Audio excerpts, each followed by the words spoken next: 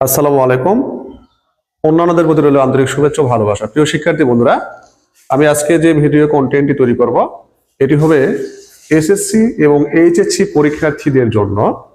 তোমরা জানো যে আমাদের মেন টার্গেট থাকে একটা A+, তাই না? আমরা শুধু পড়াশোনা করলেই হবে না, আমাদের প্ল্যান করে পড়তে পারলে আমরা খুব সহজেই অল্প পড়ায় আমরা A+টা নিয়ে আসতে পারি। তো প্ল্যানটা করার পূর্বে যে চিন্তাগুলো আমাদের মাথার মধ্যে আনতে হবে সেই চিন্তাগুলোর বিশ্লেষণ আমি এখন করে দেব। প্রিয় শিক্ষার্থী বন্ধুরা, তোমরা একটু খেয়াল করবা। দেখো, আমি এখানে দিয়েছি A+ পাওয়া কত সহজ, খুব সহজে A+ পাওয়া যায়। তোমরা একটু মনোযোগ সহকারে দেখো যে আমাদের এসএসসি এবং এইচএসসি পরীক্ষায় টোটাল মার্কস হচ্ছে 100, আর A+ পেতে গেলে আমাদের 80 মার্ক পেতে হয়। 80 মার্ক মানে আমাদের হচ্ছে A+ মার্ক। আমরা খুব সহজেই কিভাবে A+ মার্ক পাবো সেটি আজকে আমি তোমাদের একটু বিশ্লেষণ করে দেখাবো। দেখো প্রিয় শিক্ষার্থী বন্ধুরা, এই যে এই মার্কস গুলো হচ্ছে আমাদের কোর্সের নির্ধারিত মার্কস। 100 মার্কসের প্রশ্ন যখন থাকবে, আমাদের এমসিকিউ থাকে কত, 25 মার্কস। 5টি আমাদের উদ্দীপক থাকবে, 5টি সিকিউ। তাহলে 5টি সিকিউ এর জন্য 5টি ক থাকবে, এর জন্য 5টি কর জন্য 5 মার্ক। 5টি খ, প্রতিটি খ এর জন্য থাকে 2 মার্ক, 5 দুগুণে 10 মার্কস। 5টি গ, প্রতিটি গ এর জন্য থাকে 3 মার্ক, 3 5 15 মার্কস। 5টি ঘ, প্রতিটির জন্য থাকে 4 মার্ক, অর্থাৎ 4 5 20। প্র্যাকটিক্যাল কত আছে, 25। এই টোটাল হলো 100। এখন আমাদেরকে টার্গেট রেখে পড়তে হবে যে আমরা একটা পরীক্ষার কোন কোন অংশে বেশি হাইলাইট করব, কোন কোন বেশি অংশে জোর দিয়ে পড়লে আমরা অতি সহজেই আমাদের কাঙ্ক্ষিত মার্কস A+ পাবো। দেখো, মানে আমার মতে আমি যেটা চিন্তা ভাবনা করেছি সেটা একটু উপস্থাপন করার চেষ্টা করছি, তোমরা হয়তোবা এটা ফলো করলে উপকৃত হবা। দেখো প্রিয় শিক্ষার্থী বন্ধুরা, আমি এখন এটা একটা বিস্তারিত বিশ্লেষণ করার চেষ্টা করছি যে আমরা কোন কোন অংশে কি রকম পড়াশোনা করা আমাদের দরকার এবং যেভাবে পড়লে আমরা খুব সহজে A+ মার্কটা পেতে পারি। দেখো শিক্ষার্থী বন্ধুরা, আমাদের এমসি কত আছে, এমসিকিউ আছে হচ্ছে আমাদের 25।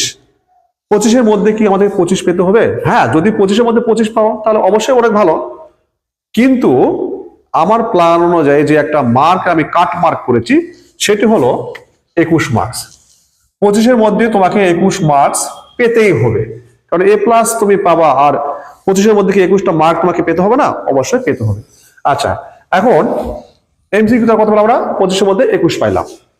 চলে আসা হচ্ছে আমাদের 5টি উদ্দীপকের 5টি ক। এখানে কোনোভাবে একটা মার্ক নষ্ট করা যাবে না। এখানে আমরা 5টি কর জন্য আমরা 5 মার্কই ধরব। এবার আসি আমরা উদ্দীপকের খ নং প্রশ্ন। 5টি খর জন্য 5 দুগুণে 10 মার্কস। কোনো কারণে মনে করো আমাদের হচ্ছে একটা প্রশ্ন পারলাম না, তাহলে 8। তাহলে অবশ্যই আমাকে এখানে 8টা মার্ক নিতেই হবে। কোনোভাবে আমাদের A+ পাওয়ার আশা যদি থাকে তাহলে কোনোভাবেই এই ক এবং খতে এই 8 5 13-র নিচে মার্ক আনা যাবে না, এবং এমসিকিউ 21-এর নিচে আনা যাবে না। যদি এমসিকিউ তুমি 21-এর নিচে আনতে চাও তখন তোমার কষ্ট হবে কোথায়? এই গ এবং ঘ থেকে অনেক কষ্ট হবে। এই কারণেই গ এবং ঘতে প্রত্যেকটা শিক্ষার্থীর সমস্যা গ এবং ঘতে।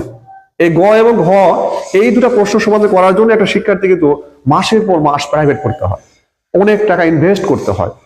কাজে মনে রাখবা, যদি তুমি এই 3টা পার্ট এমসিকিউ এবং ক, বলে জ্ঞানমূলক এবং অনুধাবন, এখানে যদি এই কটা মার্ক তুমি যদি নিতে পারো তাহলে তুমি নিশ্চিত থাকো তোমাকে গ এবং ঘ প্রয়োগ এবং উচ্চতর দক্ষতায় অল্প পরিশ্রম করে তুমি A+ মার্কটা পেয়ে যাবা। তাহলে এখন দেখো, 5টা গ 3 5 15 মার্কস। 15-এর মধ্যে তুমি ধরো 12 মার্কস পেয়েছো, 12 মার্কস পেয়েছো। প্র্যাকটিক্যাল কত পাবা?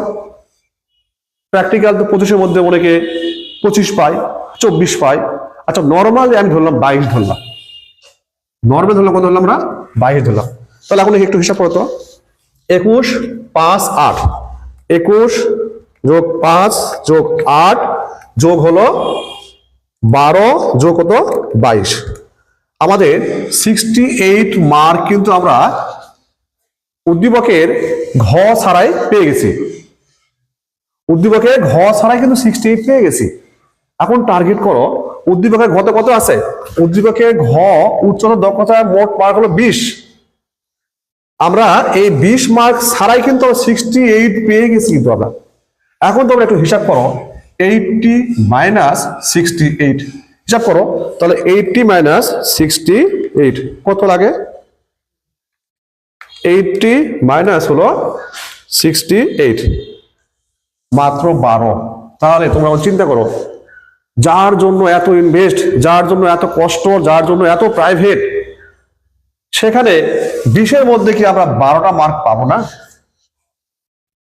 তাহলে কিন্তু আপাতত সব যোগ করলে আমাদের A+ মার্ক পেয়ে যাচ্ছি।